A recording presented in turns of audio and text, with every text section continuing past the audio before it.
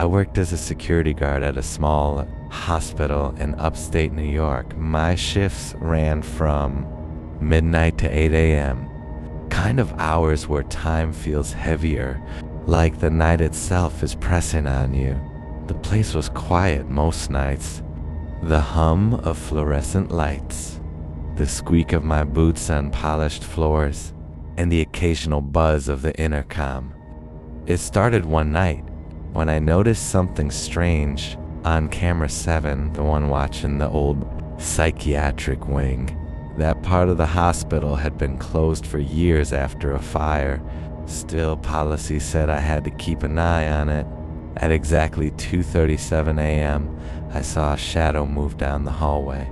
It looked like a person, tall, slim, walking slowly, but the motion sensors never triggered. I rewound the feed, and the figure was still there. It didn't flicker or glitch. It walked right past room 211, stopped for a second, then vanished at the end of the hall. I called maintenance first, thinking someone broke in, but when I checked the hallway myself, it was freezing cold, and there was that faint smell like burnt fabric. The next night, I stayed glued to that monitor. Again, at 2:37, the same shadow appeared, only this time, it didn't move right away. It just stood there, facing the camera. My chest tightened. The screen flickered for a split second, and I swear, it wasn't a shadow anymore. It was a woman, hair covering her face, wearing a burnt hospital gown, her head slowly tilted toward the lens. I yanked the power cord out of the monitor. When I reported it the next morning, my supervisor checked the backup recordings. There was nothing. No figure, no movement, just an empty hallway. That same day, an old nurse told me something I wish I hadn't heard. Room 211, the one the figure stopped at, used to. Belonged to a patient who set herself on fire during a psychotic episode. She died right there before they ever reached her. And the cameras? They'd never worked since the fire. I used to work overnight at a 24-hour motel just outside Phoenix. It wasn't fancy, mostly truckers, travelers, and the occasional family who couldn't make it to the city before dark. There were only 12 rooms, and I was the only employee after 11 p.m. My job was simple: check guests in, watch the cameras, and handle any late-night calls.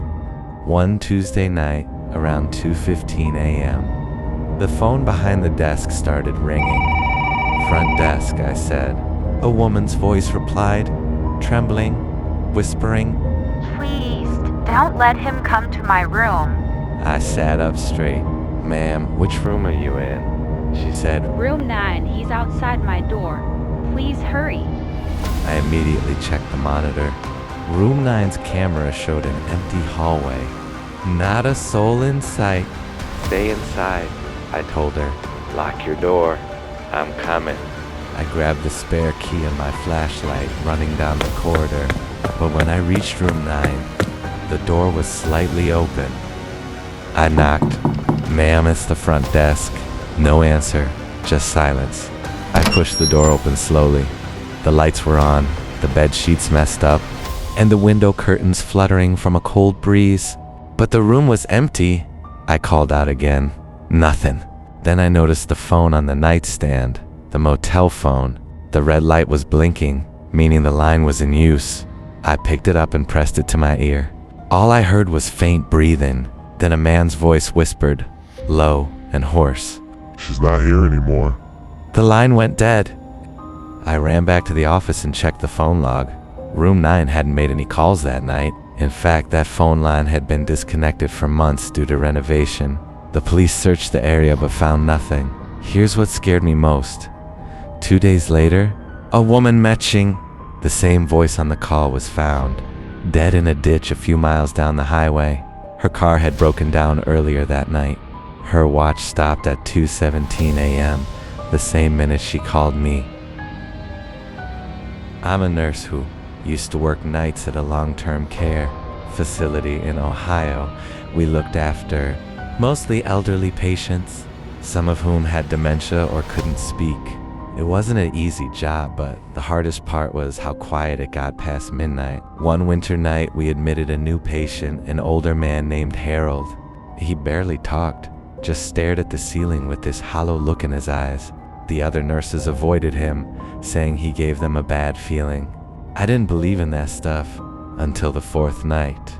Around 1:10 a.m., I was finishing my rounds when I heard whispering coming from Harold's room. I thought maybe he had the TV on, but when I walked in, the lights were off, and he was sitting up, facing the corner.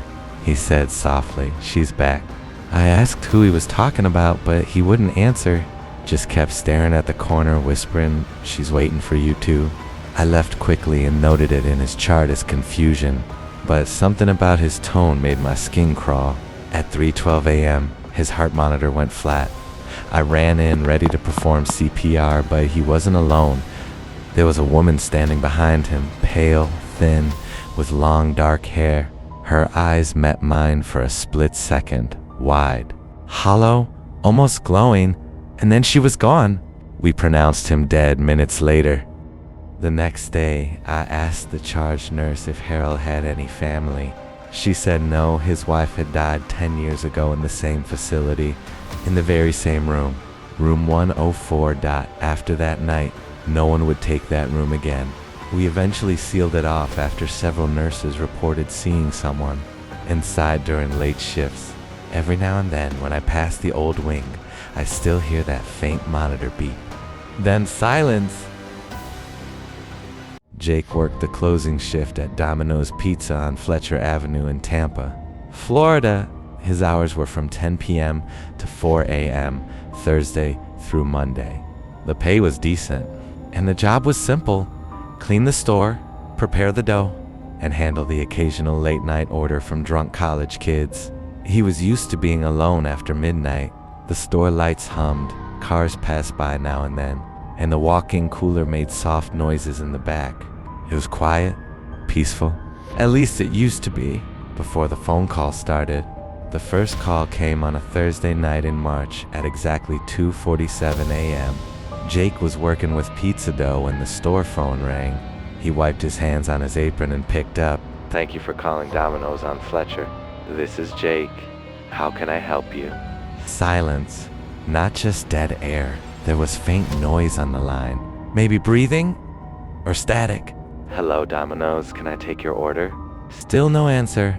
Then, after a few seconds, a quiet voice spoke.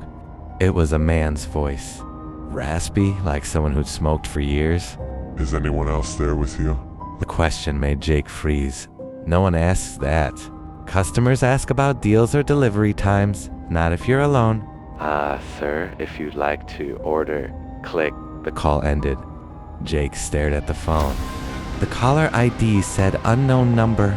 He shrugged it off. Probably a prank. It happens sometimes. He went back to work. At 3:47 a.m., someone knocked on the front door. Jake froze. The store had been closed for almost 2 hours. He looked up. A man was standing outside, face pressed against the glass. Middle-aged, wearing a dirty hoodie and jeans. His breath fogged the window. He knocked again, harder this time. "We're closed," Jake shouted. But the man didn't move. He just stared at Jake through the glass. Then he slowly lifted his hand and pointed straight at him. His lips were moving, but Jake couldn't hear what he was saying. Jake grabbed his phone again, now at 1% battery. He started typing the police number when the lights suddenly went out. Darkness filled the store. Only the glow of his phone lit the room, and then it died too. "Shit," Jake whispered. He fumbled in his pocket for his keys, trying to find the tiny flashlight attached. His hands shook so badly he dropped them. They hit the floor with a loud clang. He got down on his knees, searching blindly. Then he heard it, a scraping sound coming from the back door. Jake froze. The employee door, the one that led to the alley. He'd forgotten to lock it. The metal scraped again. Someone was trying to open it. Jake finally found the flashlight and switched it on. The beam cut through the dark. He shined it toward the windows. The man outside was gone. The scraping stopped. Silence. Just his own breathing, quick and loud. He knew he had to leave. Now, Jake sat in his car, relieved. It was finally over. Then his phone buzzed. A text message from an unknown number. Jake's heart sank. He opened it. It was a photo taken from across the street through the Domino's window. It showed Jake and Derek laughing inside the store. The timestamp was 20 minutes ago. Below the picture, one message. Don't worry, I can wait. Jake looked around the empty street. No one there, but he knew someone was watching. He didn't go back to work after that. He ignored calls from Derek until he got fired. He found another job at a coffee shop. Day shifts only. He changed his number, moved apartments, changed routes to work, but the feeling of being watched never went away. 3 months later, he saw something on the news. A Domino's worker in Orlando had been attacked during a closing shift, beaten badly, and left in the walk-in cooler. The suspect had entered through an unlocked back door. Security footage showed a man in a dirty hoodie. Jake stared at the TV. It was the same man. The man from the window. Jake moved far away to Colorado. He only works morning shifts now. He's never alone. But sometimes late at night, his phone buzzes again. Unknown number. He never answers, but the messages keep coming. Photos. Jake walking to his car. Jake at work. Jake leaving home. And always the same line. I'm still watching. And one day, you'll be alone again. Jake doesn't take closing shifts anymore. He doesn't go anywhere without people around. Because he's learned something most people never will. Some people don't just steal or kill. Some people hunt. And once they find you, they never stop watching. You've already stepped too far into the dark. Subscribe and let the shadows whisper their next truth directly into your ear.